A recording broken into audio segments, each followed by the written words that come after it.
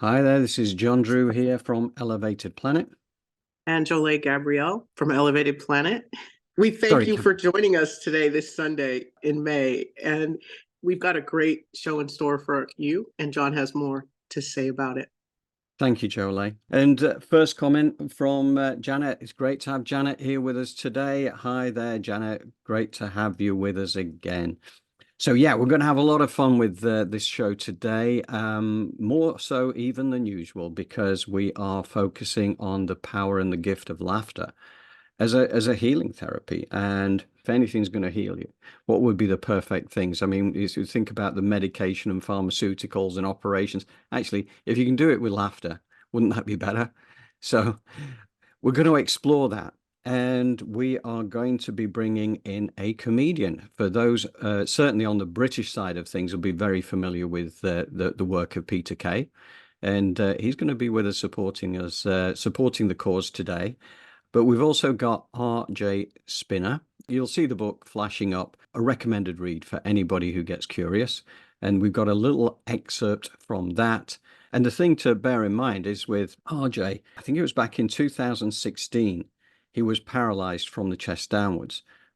He had a whole myriad of issues going on there, which the doctors had told him that there is no way he was ever going to walk again. He would be on medications for the rest of his life. And one of the very aggressive bugs they couldn't even get to grips with. They tried all the antibiotics they could to try and kill it off. And I think they probably thought that RJ was going to be on his way out. But RJ had different ideas about that. So we are going to start off with that first little section there. So what do you think, Jolé? Anything you want to add before we dive in? Yeah, I just want to remind people of that miracles are possible every single day, and they range from small to big. And it's amazing, that he was able to come from paralysis and heal himself. Now, that's like what some would say impossible, right? So it's interesting. I'm really excited to hear what he has to say. Cool. Thank you, Jolé. Yeah, well, let me get this all lined up for you. Laughter is a tremendous boost to the immune system and works immediately on the release of free radicals within our energy field. Laughter produces a vibratory state that is of higher frequency. This higher frequency shakes loose all of the information that has become stuck within our energy field. Laughter is also a really fun way to self-heal.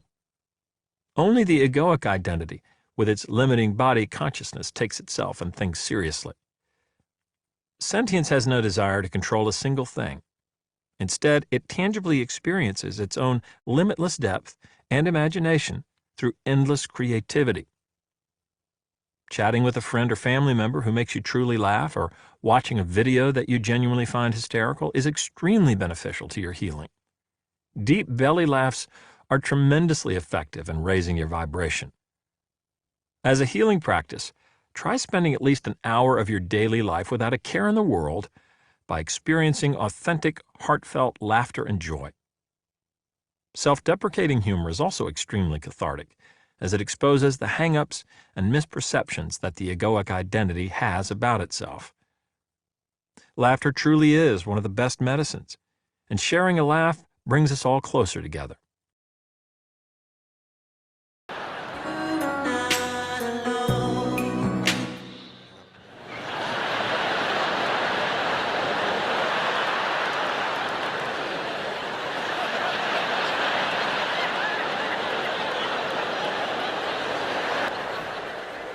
Can't believe it, can you? You know what I mean? Laughter has tremendous transformative powers. Personally, I laughed all the time during my healing journey and still do. I never took my temporary body situation seriously by misidentifying with it, so it had no real power over me.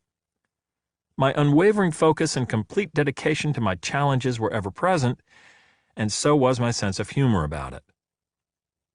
While I was in my hospital bed, the physical therapists would have me use leg loops because of my chest-down paralysis. Leg loops are long, stretchy bands I use to lasso my legs in order to bring my feet and legs up to me. It was the only way I could put on my shoes, socks, underwear, shorts, etc. Part of my therapy included the monitoring of my daily progress to make sure I would be able to dress myself once I was discharged. One day, while in my hospital bed utilizing the leg loops, I accidentally dropped my sneaker onto the floor. When you're paralyzed from the chest down and in bed, getting anything off the floor can be quite an ordeal, if not downright impossible. After dropping my sneaker, I said to the physical therapists, "Don't worry, I'll get it. It's not like I'm paralyzed." We all laughed, hard. I never misidentified my immortal self with bodily paralysis and therefore never took it seriously. It's part of why I transcended all temporary limitations. Right. Here we have our first little mini break. But yeah, I just love the fact, and Janet sort of like put her vote in favor of Peter Kay there as well. Yeah, he's the man's a genius. But yeah, this what RJ talks about is, never having identified himself with his illnesses. He kind of understood the whole mind, body, spirit paradigm, and that the physical body is only one part of who we are. And there are ways you can override those, and let's face it, there are a lot of people out there, and because this is how we're programmed to think, is people who identify with their illnesses to a point it becomes like who they are, and in so doing, you're perpetuating the problems, and we'll find out more about this as this goes through. But this is kind of like the liberating factor, because once you start to realize the power of laughter, not taking life or yourself too seriously, just enjoying yourself, and realizing that we have these other aspects to our being beyond the physical that actually can help us enormously. I mean, RJ had major operations, he had medications ongoing, and it was not getting getting him where he needed to go. And the fact is that he basically took over this himself, and after being told that he wasn't ever going to walk again within 100 days, he actually was walking unaided. And within that same 100 days, he actually resolved that shopping list of illnesses and viruses and everything that the medications had been unable to shift. And that was his state of mind. So certainly, this was a very important part of it, is not taking himself too seriously, not identifying with his illnesses, and allowing it to pass through him in that way, was miraculous. And, I mean, if you're going to enjoy yourself and as he says, and have a belly laugh and put on your movies that truly do entertain you to that point of belly laughs and the rest of it, it's therapeutic. It is a beautiful thing. So, if you're ever going to have any kind of therapy, is there any better therapy than that? I love it. I love it.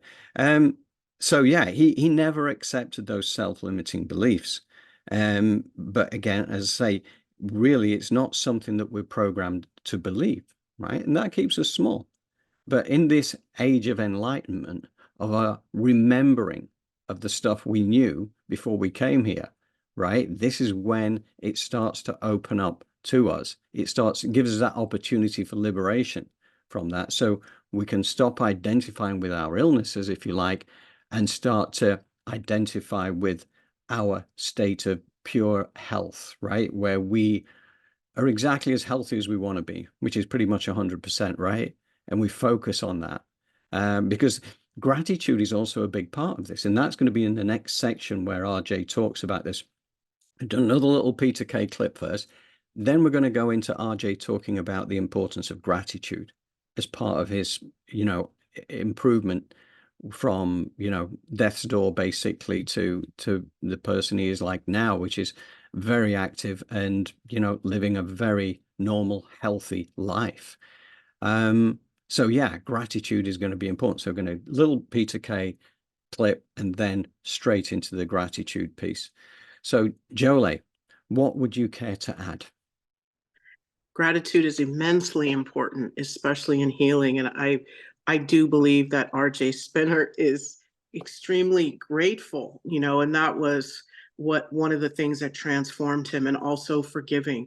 But he spoke about how he did not identify with the problem, even though he was mortal. Like, he saw himself outside of it. And that's really helpful, because oftentimes when we start to have emotions around things that are traumatic, it's inevitable, for someone to say, I don't feel anything. We kind of look, are you psycho? Like, so emotions are a part of life. Nevertheless, the joyful ones are the ones that have the ability to transform, and the negative ones sometimes keep us inflexible, or they concretize us in our negativity. So it's really important that we look at these breadcrumbs. We had Anita Morjani, amazing. Yes. Something, I mean, RJ Spinner was something that, the bones, but Anita Morjani was cancer. Like, wow, and then we have another situation, which is not the same. And they're showing you that in all walks of life, that it is possible, these things. But I too, just like, I know everybody's like, well, how did they do it? And what they tell you are like these little, I don't know, it's as if you have A and then you have G, but you don't have what comes in between, right? So that's what we're here for. So John, you could take it away. We're filling in the gaps. And Yes. one other comment from Janet, actually, Jolé, just to share with you as well. So Janet is actually making the point. She went to a fantastic concert last night. The energy in the room was amazing. I found it very healing and an uplifting experience. And I totally get that. You look at, you go to these concerts and you see this audience, as with Peter Kay, right? They're all having a fantastic time. But when it's music or whatever, when you're really in tune with that and you feel the energy and you feel the aura, and that is so uplifting. So I think it's a really valid point. What do you think? Yes, absolutely. I mean, anything that's going to get your mood higher, that is harming no one and bringing joy, it's a great way to elevate yourself and those around you. Yeah, totally agree. Thank you, Janet. Appreciate the comment. We're going Thank you, to Janet. get back into Peter and then back into RJ. Bear with me a second. Meanwhile, Katie. I don't waste my evenings.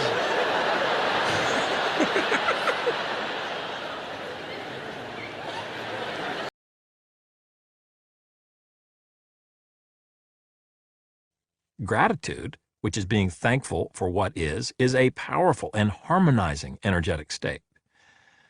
As a practice, take a moment and realize the immense fullness of every single now by simply being totally present. Surrender any personal agenda or self-judgment. Tangibly realize that every now is literally a miracle of sublime creation, and this is how you are meant to live, as an expression of this. Do this repeatedly throughout the day until this state of being becomes normalized. Dedication to the practice of gratitude can lead one into a state of pure grace.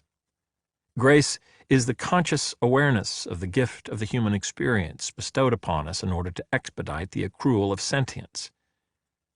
This life is truly a blessing and a gift, and like all gifts, they are best when shared. It is an opportunity to express our divinity within physical reality. Grace in action is to be in compassionate service to your own life plan while simultaneously in service to others, sans any egoic gratification. Showing gratitude for the very opportunity to experience physical life can be utilized to raise one's frequency, which repairs and harmonizes the lower frequency misprogramming of the egoic identity. Gratitude enhances the quality of all life in ways that are not even calculable. Gratitude is an example of a feeling rather than an emotion. Okay, we're just going to have a little discussion point on that. So there's the gratitude thing, which again is a superpower all on its own. And it's what's interesting actually is somebody who's paralyzed from the chest down, who has a myriad of issues and still finds themselves very grateful for everything that they have going on in their life.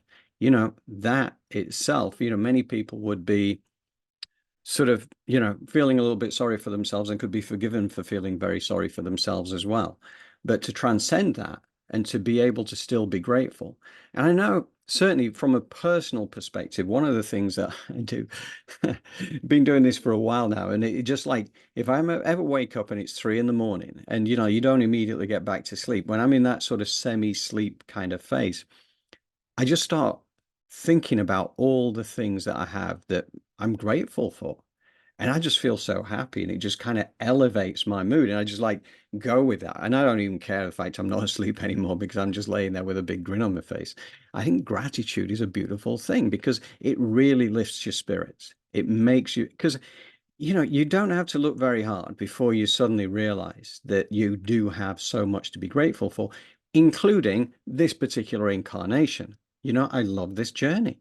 I love this journey, and I know it's going to go some amazing places. I just love where we're, you know, what we're doing now with Elevated Planet. It's just, I've just had fun with it, you know, but I do believe that there is a wider purpose that will be served in the fullness of time.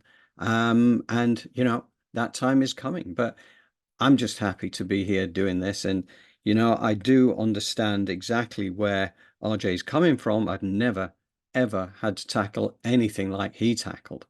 And that is strength of character right there from RJ.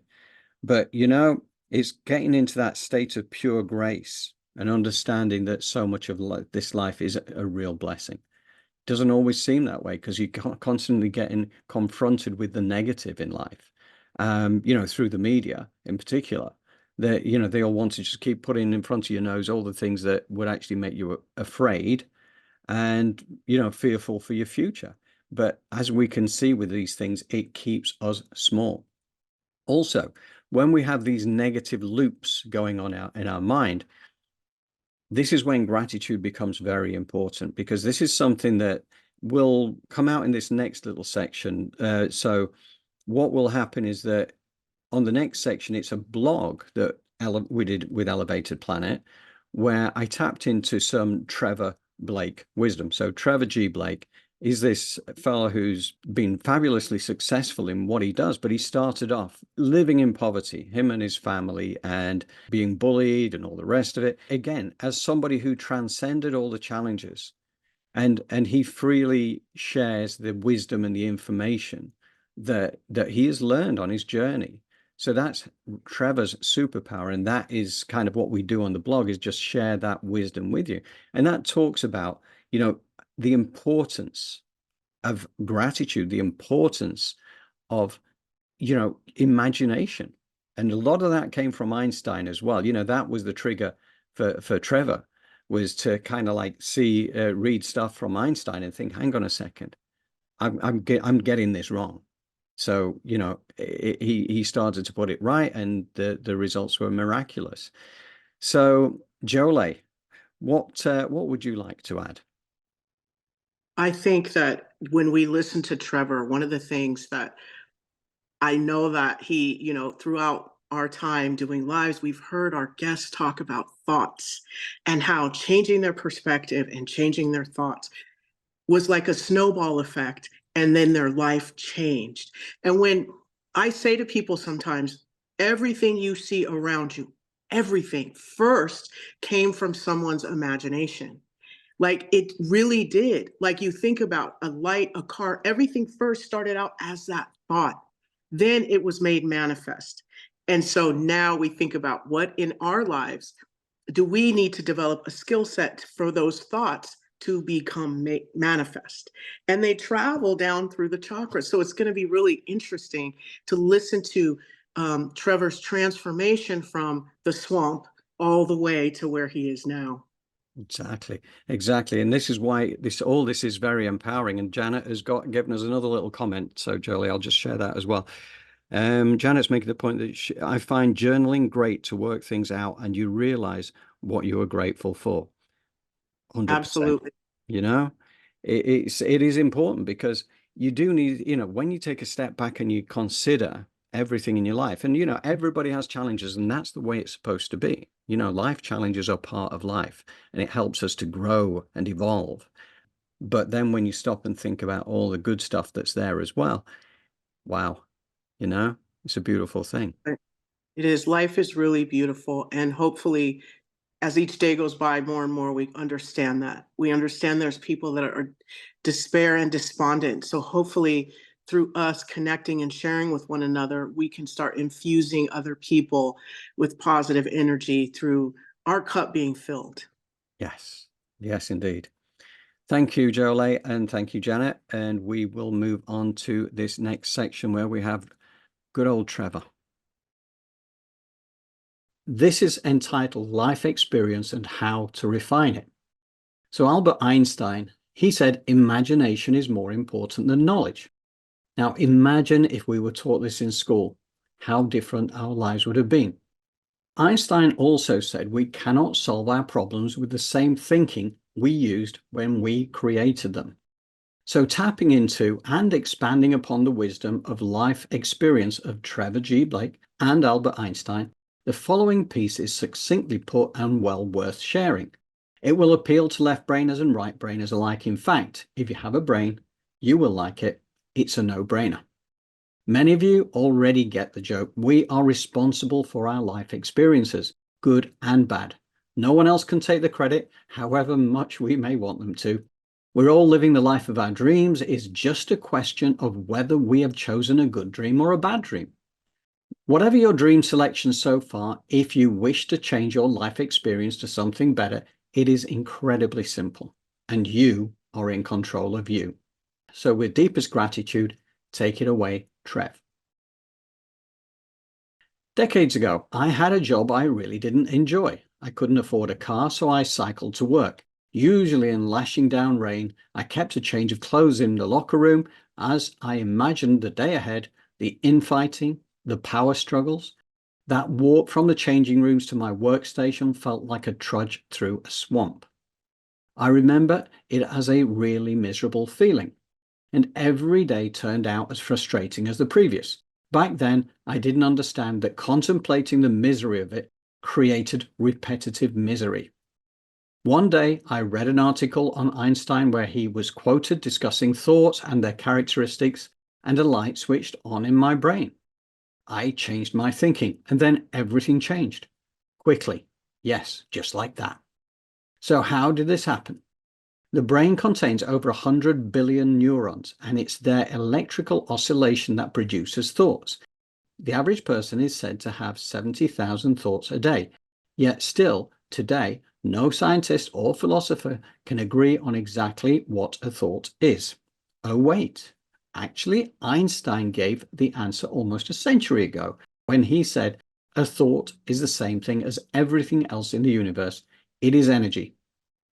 Everyone called him mad back then, but now, in the past 3 decades, string theory has captured the imagination of physicists. They consider it the greatest step forward in science since quantum mechanics was laid down. It's what Einstein described first as like reading the mind of God. String theory holds that everything in the universe is composed of tiny vibrating strings of energy. In this view, every particle in your body, every speck of matter that lets you hear these words, and every force of gravity is just a variant of this one fundamental entity. The denser everything is, the lower its vibrating energy. The higher the vibration, the more powerful the energy. A thought is one of the least dense things in our experience, and therefore, according to Einstein, vibrates at a high frequency, which means thoughts are amazingly powerful. They're possibly the most powerful form of energy in our world. Of course, energy abides by certain laws of physics. One scary such law is that energy can never be destroyed, nor does its energy diminish over time. This means that just because we've forgotten having a thought doesn't mean it no longer exists. A second law is that energy and matter are equivalent and interchangeable.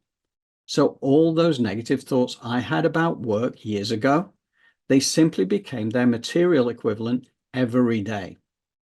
As I was trudging along that corridor at work, imagining the battles ahead, I ended up getting exactly more of the same miserable experiences day after day.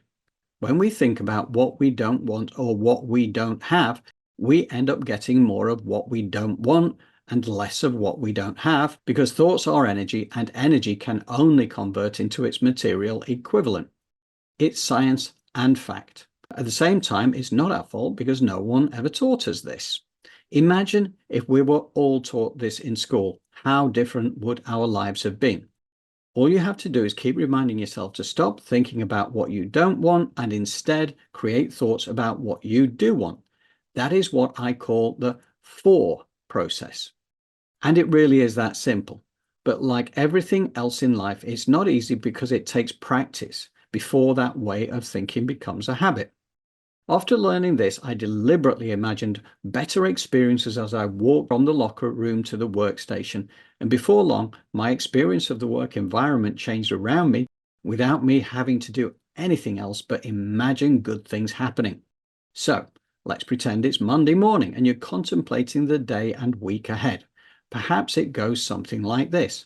Oh God, I have a day of dumb meetings to attend, and then I have to give a pointless presentation to my stupid boss, who I know doesn't like me. I really hate presenting in front of people. Along with those thoughts, you produce images of feeling inferior in front of your boss and making a fool of yourself when you present. All this happens in a nanosecond in your brain. I admit it's hard to stop having those thoughts, but the good news is you don't have to try. What you can do is carefully control how you respond to those thoughts. Although you can't delete them, you can have better thoughts to counter them. So after those thoughts shoot out, deliberately role play in your brain. Imagine having a great day. Imagine your boss smiling at you and congratulating you on a brilliant presentation. Imagine the attendees all giving you a standing ovation. You can do this while you travel to work today. I guarantee if you imagine a bad day, you'll experience a bad day. And if you deliberately imagine a good day, you're going to have a great day. Try it today and enjoy the difference. As Einstein said, imagination is a preview of life's coming attractions. Cheers, Trevor. I love that because he puts it so simplistically from genuine life experience. And Trevor's done remarkably well. He's sold businesses subsequent to that for hundreds of millions of dollars apiece and fabulously wealthy, and he shares his wisdom freely. Great to hear this from someone who has experienced the contrast between the struggle of living the bad dream before switching to the good. Trev knows the power of this and is on the leading edge of sharing this message with the world. We are all deliberate creators, but because we were never encouraged to realize this fact, we create unconsciously. Many aspects of life around us are designed to create fear and division in an attempt to keep us small. As we now know, the more we dread and fear aspects of life, the more we draw them towards us. But once we realize we are deliberate creators, backed up by the universal power that creates worlds, the self-imposed shackles are released and we are liberated. We can set about creating a high-frequency life experience without fear, lack, or worry to drag us down. After years of programming to the contrary, it takes practice to switch mindsets, but that is all it takes. So just before we leap back into Peter for one last section of his, just before we go to the meditation, yeah, that's food for thought there, right? Because this is, you know, as Trevor put it, it was like creating, he discovered through Einstein that what he'd been doing was creating repetitive misery. And I think we've all been there, or, you know, a vast majority of us been there, you know, like where we've not enjoyed the workplace and we just imagine how bad the day is going to be, not realizing what we're doing is we're perpetuating the problem. And yet we have the problem because, we have the opportunity to switch it around totally. Once you realize the power of thoughts and the fact that it is energy, and the, you know, this string theory, the early, you know, Einstein, you know, producing information going back way back when he was ridiculed at that point for what he used to say. But now, you know, over the last 3 decades, with the research into the quantum theories, you realize he was right all along. And what this leads to is that the power of imagination plus gratitude helps you to manifest the life that you do want rather than the life that you don't want. You know, we do tend to, and I'm as guilty as anybody of this, which is focusing on what you don't want to happen. And I know, say for instance, I used to play a lot of golf. I know every time I'd be standing over a shot and I'd think, I don't want this to go in the lake on the right hand side, there was only one place it was going to go, right? It was going into the lake on the right-hand side. And yet, if I had one of those days where I felt confident and I could imagine myself just knocking the ball over the lake and then bringing it back around, I could visualize that and I would hit that shot. And it's amazing because it's like a way of manifesting it, through sports, because that's why it takes confidence. You've got to believe in what you're doing. Unfortunately, my manifesting on golf has gone the wrong way now. I tend to be imagining more of the bad than the good. So I'm still a work in progress, that's for sure. But yeah, it is all about, instead of creating repetitive misery, work on creating repetitive joy, work on what you do want, not what you don't want. And here's I think one of the overriding points there is this, it's not our fault. We were not taught this in school. We were not taught that we have this power, this innate power that we don't tap into, because we're just told physical body, look outside of yourself for wisdom. And then as this great remembering time or great awakening, whatever you want to call it, this time is coming along where we start to realize just how powerful we are as mind, body, spirit. This physical is just one aspect of that three-part being, effectively.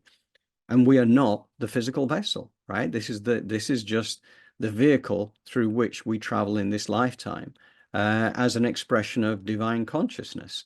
So it's fantastic when you start to realize all these things. Then you can relax into it, you can enjoy it.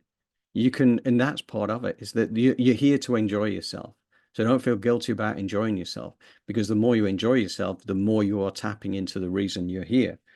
So I did do another blog, actually, which I think we're going to focus on, because I haven't finished the video side of it yet, but not that far away.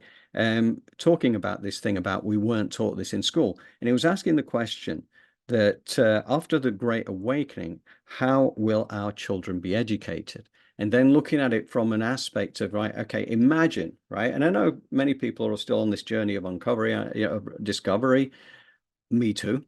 But nevertheless, it's kind of taking a look at, okay, right, if we think about this mind, body, spirit, and we kind of empower our children to realize how powerful they are and how they can fit into the community of the future, and celebrating their gifts and not accentuating their weaknesses, right? This is not a one size fits all.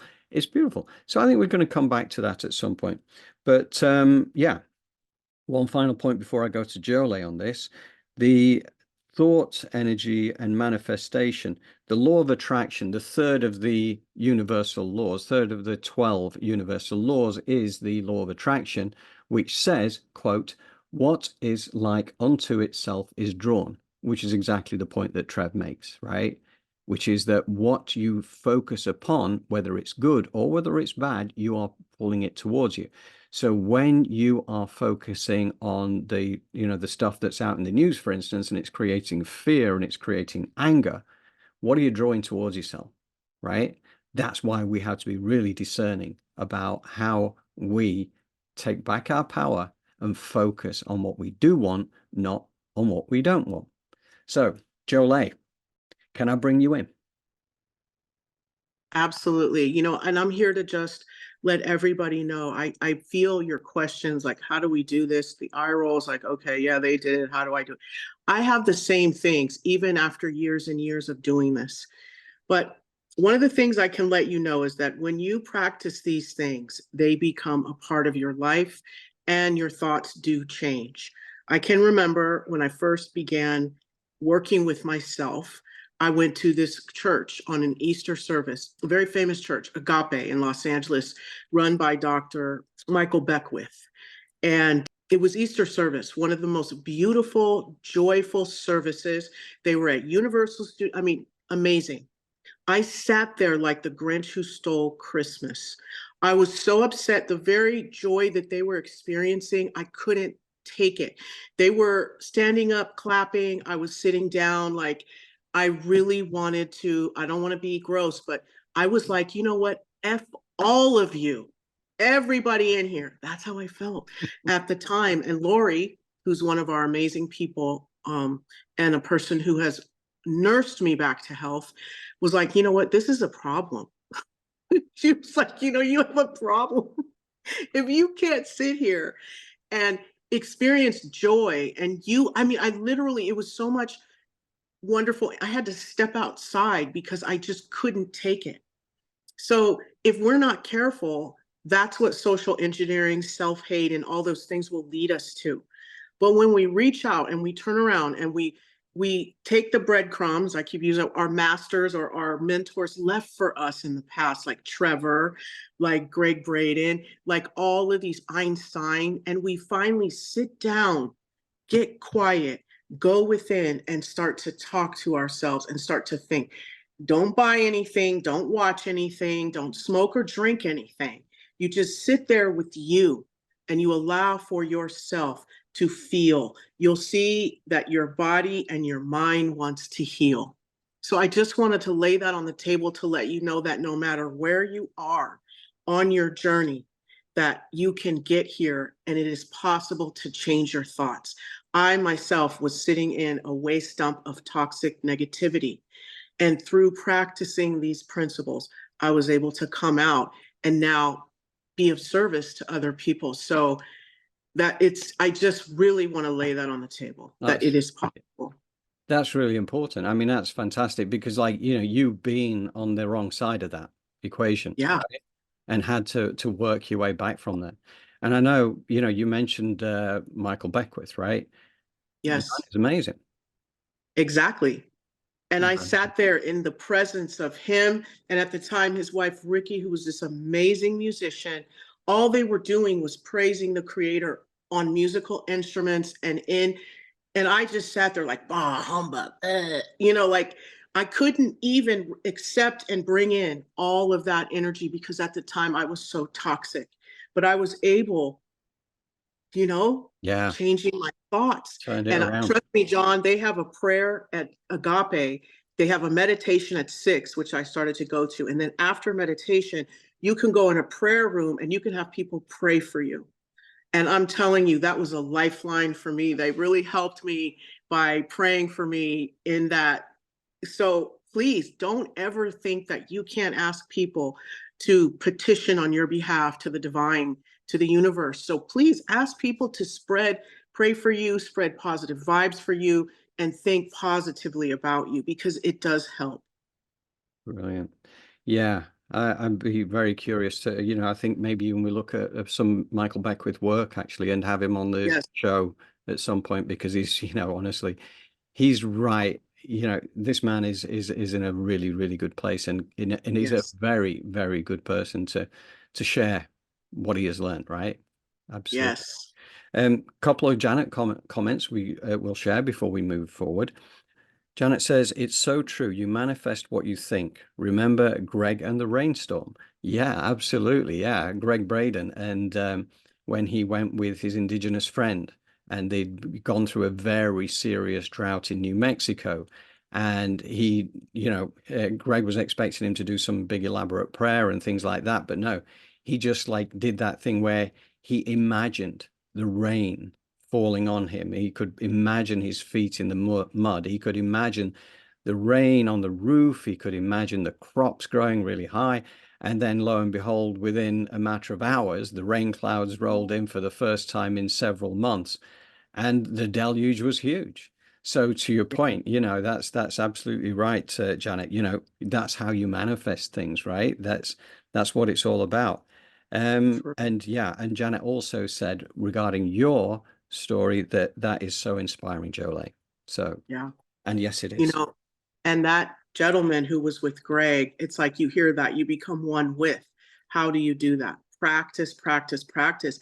5 minutes a day, a couple times a day is enough. Eyes open, eyes closed, but just practice loving you, visualizing yourself where you want to be and feeling what would you feel like breathing normally if you're living your life of your dreams, you're in the south of France, you know, what would that feel like? So you sit there and you feel if that's your dream, you know, for a minute, and you keep bringing that in. And through that, you elevate your frequency, and there's no way that negativity and dis-ease can sit with you. Yeah, yeah, yeah. No, that house in France, yeah, I've definitely got my my name down for one of them, right? I've been working on No? that one and it's going to happen. I know it's going to happen, right?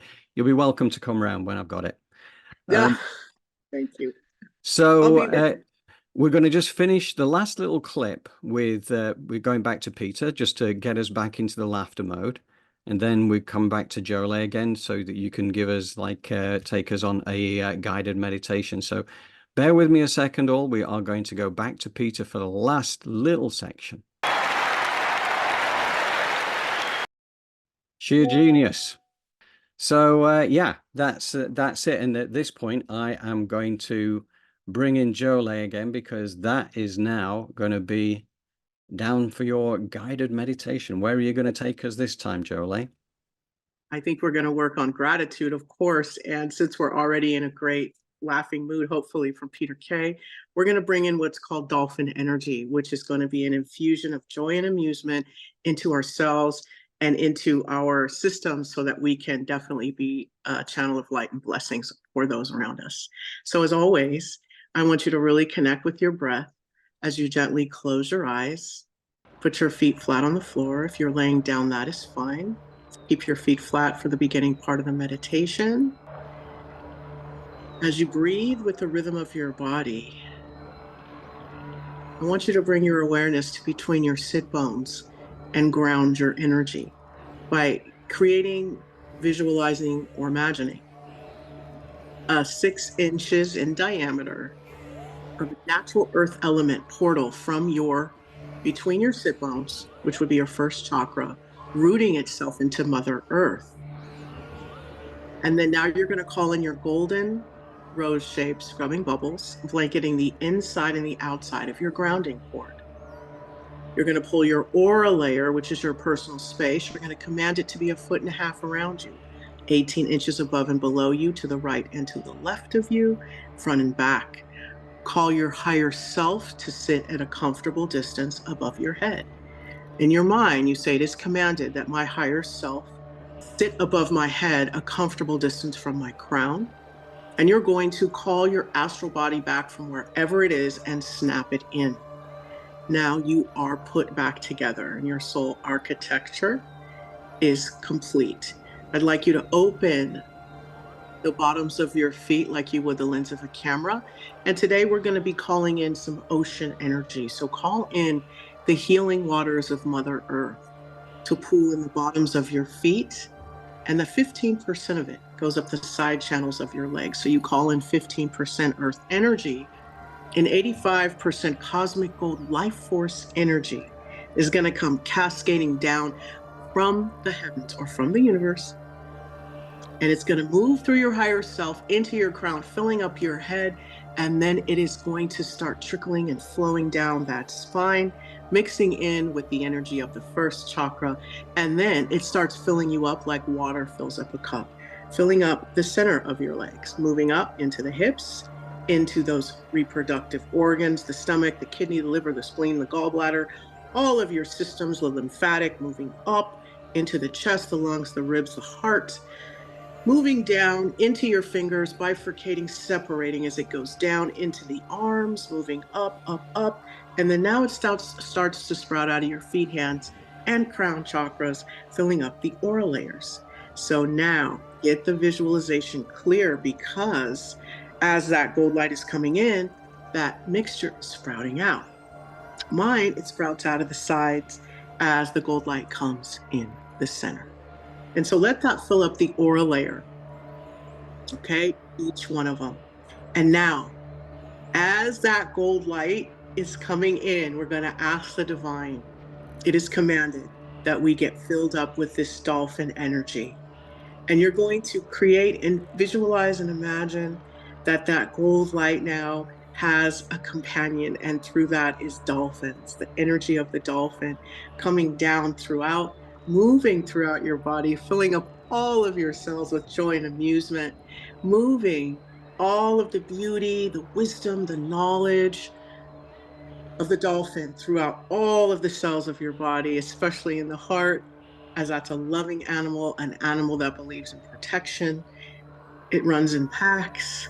I understand that all animals have positive and negative qualities, and we're bringing in the positivity of the dolphin, bringing in all of that loving, connecting, divine energy all the way down to our tippy toes, bringing that in, all of us experiencing the beauty of Mother Earth, the gratitude that we have because she feeds us, she clothes us, and she nurtures us. And all of her inhabitants, we can learn from them. We take in the energy of the dolphin and we let it move out into our aura layer and all of our cells and atoms. Even in our DNA, let's connect with the beauty and the joy of the dolphin. So see this as that beautiful earth energy, the water, the beautiful blue-green pools in your feet, moves up the side channels of your leg, as that beautiful golden divine life force energy filled with the joy and amusement of what we like to call dolphin energy is cascading down. All of the positive energy from that is moving throughout our body, filling up all of our cells with joy, with laughter. Move it to the back of you. Make sure you see what this looks like. What does this essence look like, this golden water moving throughout your body and your aura layer with dolphins moving through it? What does that feel like for you? Can you bring that in? Can you spread that throughout your day? All right. We've had our time with the dolphin. We've received all of their wisdom and their knowledge and all of the joy that they have. So now what we're going to do is we're going to take a deep breath in, exhale. We're going to go ahead and close our feet chakras like we would the lens of a camera, our hand chakras like we would the lens of a camera. We're going to stop running energy. Now we're going to close the crown and that essence and the dolphins. We say, thank you so much. We have so much gratitude for you. Let that essence go back up into the heavens as all of this energy that we have brought in from Mother Earth and the divine and the dolphins have shared with us. We're going to let this settle in our body and in our aura layer. And we're going to bring our awareness into our heart. And before we go, we're going to command that today, our heart, turn all of the blood cells, atoms in our body, heart-shaped, every single, the mitochondria, the DNA, the nucleus, turn every part of our body heart-shaped so that we can resonate with love. And as this dolphin energy moves throughout our body, we can spread joy to those around us. Take a deep breath in, exhale, and when you are ready, you can open your eyes. Beautiful. Yeah. But yeah, it's perfect, isn't it? Like the clowns of the ocean, dolphins, right? Yes. And you've got laughter therapy and you've got the clowns of the ocean there to support you. And, you know, I think there's a deep spiritual wisdom with, I mean, I've read so much about the dolphins, and certainly in Dolores Cannon's work, there were a number of times a lot of the history of dolphins came up. Now, okay, a lot of people don't buy into this stuff, but I understood that certainly through her work, what she discovered was that the whales and the dolphins both came from the Pleiadian part of the universe. I do honestly believe there is so much wisdom within dolphins. Yes, absolutely. And of all of the creator, the divine's creatures. And so let's once again, before we go, let's just give thanks to all of the inhabitants of Mother Earth and reverence and gratitude. We have so much to learn, and there's so much to do with our ecosystem and keeping us alive. So before we go, let's just send some positive energy and light to the ocean, to the dolphins, and to all of God's creatures or the divine's creatures, and give thanks to Mother Earth for her allowing for us to be fed, clothed, and nurtured by her. All of these things help for us to change our perspective positively and allows for us to forgive and let go. Wonderful. Yeah, and Janet again added her thanks for you on the meditation as well there. So again, thank you, Janet, for being part of our community, and thank you to everybody who tuned in today. Yeah, and we will be getting the weekly out with the edited version of this, which will go out tomorrow. So anybody who wants to join our distribution list, then just email me at johndrew@elevatedplanet.life. and we will make sure that you get on our distribution list. And really, I think that is it for this week. Yeah. Yeah, one more thing I'd just like to lay on the table is that meditations aren't always going to be exciting and filled with, sometimes they're difficult, sometimes they're boring, sometimes they're emotional. It's all over the place, but that's where you do the work. Yeah. Okay, so just stick with it. Yeah. Yeah. It is a practice, Thank you. as we keep Yes. hearing. So, yeah, keep going with it. Find your way. Okay, great. Thank you, Jolé. Thank you. Thank you. Thank you to everybody, and we will see you again next week. Take care. Bye.